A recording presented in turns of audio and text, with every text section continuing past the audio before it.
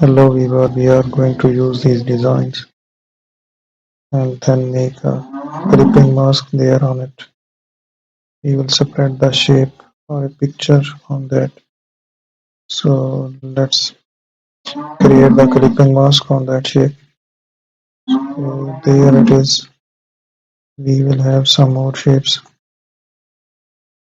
there and drag the picture, import it, made it, and then we will have the clipping mask on it.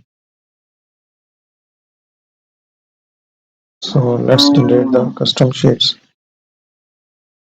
and make some few more designs.